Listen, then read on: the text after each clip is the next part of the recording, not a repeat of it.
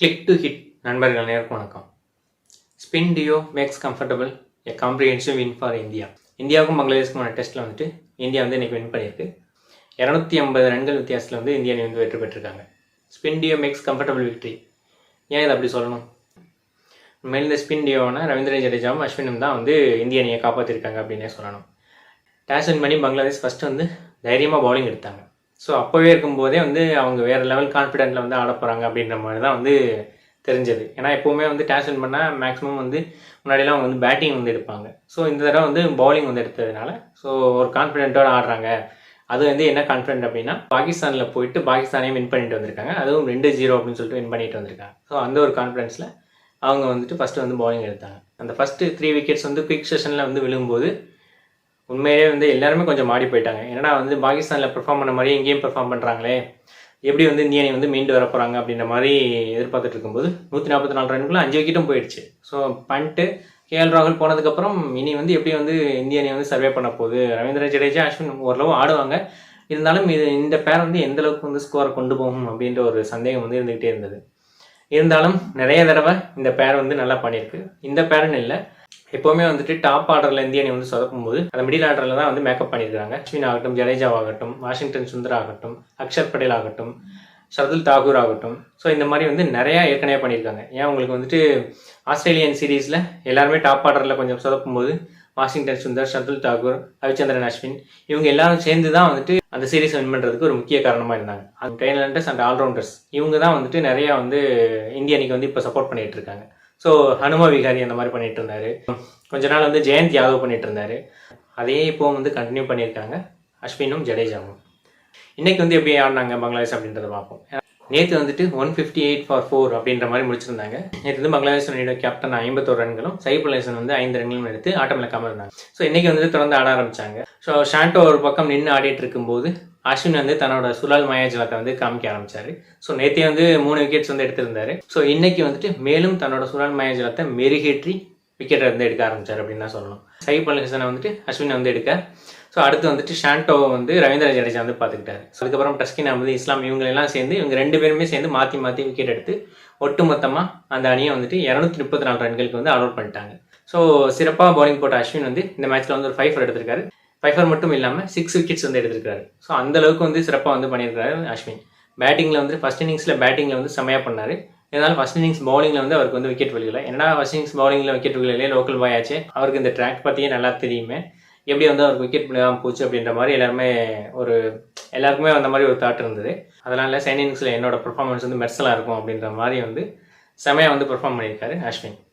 Ravindra ஜடேஜாவும் 3 wicket வந்து எடுத்தார். So அவரும் வந்து ஃபர்ஸ்ட் இன்னிங்ஸில் வந்து பேட்டிங்லேயும் ஃபர்ஸ்ட் இன்னிங்ஸ் பவுலிங்லேயும் ஓரளவு கான்ட்ரிபியூட் பண்ணார். இப்போ செகண்ட் இன்னிங்ஸ் பவுலிங்லேயும் வந்து செமையாக வந்து கான்ட்ரிபியூட் பண்ணியிருக்காரு. இவங்களை தவிர எஸ்எஸ்வி ஜெய்ஸ்வால், ரிஷப் பண்ட் அண்டு சும்பன் கில், ஸோ இவங்களும் வந்து நல்லா பெர்ஃபார்ம் பண்ணியிருந்தாங்க இந்த டெஸ்ட் மேட்ச்சில். குறிப்பிட்டு சொல்லணும்னா ரிஷப் பண்ட் வந்து ஃபர்ஸ்ட் இன்னிங்ஸ்லேயும் வந்து நல்லா விளையாண்டாரு, செகண்ட் இன்னிங்ஸ்லேயும் வந்து நல்லா விளையாண்டார். ஃபர்ஸ்ட் இன்னிங்ஸில் ஓரளவு அணிக்கு வந்து கை கொடுத்தாரு அப்படின்னு சொல்லணும். செகண்ட் இன்னிங்ஸில் சூப்பராகவே கை கொடுத்தாரு அப்படின்னு தான் சொல்லணும். அந்த அளவுக்கு வந்து ஒரு செமையான பெர்ஃபார்மன்ஸ் வந்து கொடுத்தாரு. 100 அடித்த பாயிண்ட் வந்துட்டு 100 அடித்ததோட மட்டும் இல்லாமல் தோனியோட ரெக்கார்டையும் வந்து சமன் பண்ணியிருக்காரு. ஆமாங்க, ஒரு விக்கெட் கீப்பர் பேட்ஸ்மேனாக வந்து ஒரு இந்தியன் விக்கெட் கீப்பர் பேட்ஸ்மேனாக 600 அடித்த தோனியோட ரெக்கார்டை வந்து நேற்று வந்து சமன் செஞ்சுருக்காரு. இது வந்து ஒரு பெரிய ரெக்கார்டை வந்து பார்க்கப்படுது. ஸோ இதெல்லாம் வந்து டீமோட பாசிட்டிவாக வந்து பார்க்கப்படுது. டீமோட நெகட்டிவாக வந்து என்ன பார்க்கணும்? முக்கியமாக வந்து எக்ஸ்பீரியன்ஸ் பிளேயர்ஸான ரோஹித் சர்மா அண்ட் விராட் கோலி அவுட் ஆன விதம். ஸோ வந்துட்டு அவுட் ஆன விதத்தை விட எவ்வளோ ஸ்கோரில் அவுட் ஆனாங்க அப்படின்றது தான். ஸோ வந்து பொறுப்பாக ஆடணும். அதாவது வேர்ல்டு கப்லாம் வந்து ரோஹித் சர்மா வந்து சிறப்பாக விளையாண்டார். அதே மாதிரி வந்து இலங்கைக்கு எதிரான ஒரு நாள் தொடர்லையும் வந்து ரொம்பவே சிறப்பாக விளையாண்டார். அப்படி விளையாண்டுட்டு இருந்த ரோஹித் வந்து இந்த மேட்ச் வந்து கொஞ்சம் சொதப்பினது வந்து ரொம்பவே இந்திய ரசிகர்களுக்கு வருத்தமாக தான் இருக்குது. ஏன்னா இந்தியன் பிச்சஸ்லேயும் இந்த மாதிரி பண்ணாங்கன்னா ஃபாரின் பிச்சஸில் போயிட்டு எப்படி வந்து இவங்க அந்த கண்டிஷனுக்கு அடாப்ட் பண்ணி ஆட போகிறாங்க அப்படின்றது தெரியல. ஏன்னா வந்து எஸ்பெஷலி ஆஸ்திரேலியன் பிச்சஸில் ரொம்ப கண்டிஷன்ஸ் வந்து கடினமாகவே இருக்கும். அதை வந்துட்டு இங்கேயே வந்து நல்லா ப்ராக்டிஸ் பண்ணணும். ஸோ இங்கே விளையாடும்போது ஒரு நல்ல ஒரு ஃபார்மில் இருந்தால் தான் அங்கே போயிட்டு விளையாடும்போது இன்னும் அது வந்து ஈஸியாக இருக்கும். செகண்ட் டெஸ்ட் மேட்ச் வந்து பங்களாதேஷோட அடுத்து வந்து நடக்க போகுது. அது போக வந்துட்டு 3 டெஸ்ட் மேட்ச் சீரிஸ் வந்து நியூசிலாந்து நடக்க போகுது. இந்த 2 சீரீஸ்லையும் வந்து இந்தியன் பேட்ஸ்மேன்கள் வந்து சிறப்பாகவே செயல்படணும். முக்கியமாக வந்துட்டு விராட் கோலி அண்ட் ரோஹித் சர்மா இவங்க 2 பேரும் வந்து தங்களோட அனுபவத்தின் மூலம் அந்த டெஸ்ட் மேட்ச்சில் வந்து நிறைய ஸ்கோர் பண்ணணும். அப்போ தான் வந்து அது இந்திய அணிக்கு வந்து ஒரு பெரிய சப்போர்ட்டாக இருக்கும். என்னதான் வந்துட்டு இந்த மாதிரி வந்து டாப் ஆர்டர் பேட்ஸ்மேன்கள் சொதப்பி அப்புறம் லோவர் ஆர்டர் பேட்ஸ்மேன்கள் வந்து நல்லா ஆடணுன்றது வந்து எப்போவுமே வந்து நடக்காது. ஏன்னா எப்போவுமே இந்த மாதிரி தான் வந்து செமையாக பண்ணுவாங்க, ஃபைனல் வரைக்கும் போவாங்க. WTC சைக்கிளில் வந்துட்டு ஃபைனலில் போயிட்டு சொதப்பிடுவாங்க. ஃபைனலில் டாப் ஆர்டரும் சொதப்புவாங்க, லோவர் ஆர்டரும் சொதப்புவாங்க. ஸோ வந்துட்டு அஸ்வினை வந்து ஒரு ஃபைனல்ஸில் வந்து சேர்க்கல, இருந்தாலும் வந்துட்டு சொல்கிறேன், டாப் ஆர்டர் லோவர் ஆர்டர் ரெண்டுமே வந்து சொதப்பின வரலாறு தான் நம்ம வந்து பார்த்துருக்கோம் WTC ஃபைனலில். ஏன்னா வந்துட்டு இன்னும் ஒரு 9 டெஸ்ட் மேட்ச் தான் இருக்குது. அதில் வந்து 5 டெஸ்ட் மேட்ச் வந்து வின் பண்ணியே ஆகணும். ஸோ 5 டெஸ்ட் மேட்ச் வின் பண்ணணும் அப்படின்ற போது வந்துட்டு அடுத்து பங்களாதேஷோட மேட்ச்சில் வந்துட்டு ஈஸியாக வின் பண்ணுறதுக்கான ஒரு சான்சஸ் இருக்குது. நியூசிலாந்தோட மேட்ச்சில் வந்துட்டு அவ்வளோ ஈஸியாக சொல்ல முடியாது. பங்களாதேஷ் அளவுக்கு அவங்க வந்து ஈஸியாக இருக்க மாட்டாங்க. மேபி அதில் வந்து ட்ரா ஆனால் கூட ஆகலாம். அப்படி வந்து ட்ரா ஆயிடுச்சுன்னா ஆஸ்திரேலியன் சீரிஸ் போகும்போது வந்து இந்தியாவுக்கு வந்து ரொம்ப டஃப் ஆயிடும். மினிமம் 5 மேட்ச் வந்து வின் பண்ணியிருக்கணும் இந்த 10 மேட்ச்சில் வந்துட்டு. இப்போ வந்து 1 வின் பண்ணியிருக்காங்க. ஸோ இது போக வந்து 4 டெஸ்ட் மேட்ச் வந்து வின் பண்ணணும். ஸோ ஆஸ்திரேலியன் சீரிஸ் வந்து நமக்கு ரொம்ப டஃப்பாக இருக்கும். அதுவும் அவங்க வந்து ஆஸ்திரேலியன் கண்டிஷனில் ரொம்பவே சிறப்பாக செயல்படுவாங்க. அது போக வந்துட்டு லாஸ்ட் 2 சீரீஸாக வந்து நம்ம வின் பண்ணியிருக்கோம். ஸோ அதுக்காக ரிவெஞ்ச் எடுக்கிற ஒரு விதத்தில் வந்துட்டு இந்த சீரிஸ் வந்து அவங்க நல்லாவே வந்து செயல்படணும் அப்படின்ற மாதிரி நினைப்பாங்க. T20 வேர்ல்டு கப்லையும் நம்ம அவங்கள வின் பண்ணியிருக்கோம். ஸோ அதையும் வந்து மனசில் வச்சுக்கிட்டு இந்த டெஸ்ட் சீரிஸ் வந்து ரொம்பவே சிறப்பாக விளையாடணும் அப்படின்னு சொல்லிட்டு எதிர்பார்ப்பாங்க. 2021 வந்துட்டு ஒரு யங் பிளேயர்ஸ் போயிட்டு ஒரு பயம் இல்லாமல் வந்து ஆடிட்டாங்க. இதில் வந்து ஒரு எக்ஸ்பீரியன்ஸ் ப்ளஸ் யங் டீம் வந்து போகிறாங்க. ஸோ அப்படி போகும்போது எக்ஸ்பீரியன்ஸ் பிளேயர்ஸ் வந்து நல்லா விளையாண்டால் தான் அது யங் பிளேயர்ஸ்க்கு வந்து ஒரு சிறப்பானதாக அமையும்.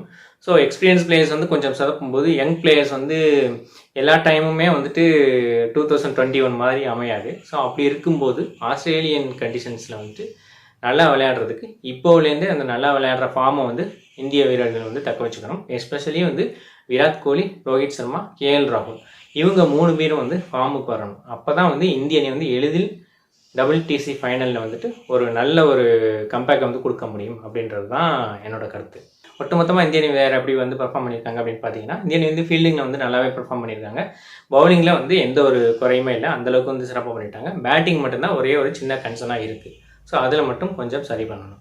ஸோ இந்த மேட்ச் வந்து மேன் ஆஃப் த மேட்ச் வந்து யாருக்கு கொடுத்துருக்காங்க அப்படின்னா வந்துட்டு டவுட்டே வேணாம், அது வந்து அஸ்வினுக்கு தான். ஏன்னா வந்து ஃபஸ்ட் இன்னிங்ஸில் பேட்டிங்லேயும் கண்ட்ரிபியூட் பண்ணியிருக்காரு, செகண்ட் இன்னிங்ஸில் வந்து பவுலிங்லேயும் கண்ட்ரிபியூட் பண்ணியிருக்காரு. ஸோ அவரை வந்து பிளேயர் ஆஃப் த மேட்சாக வந்து தேர்ந்தெடுத்திருக்கிறாங்க.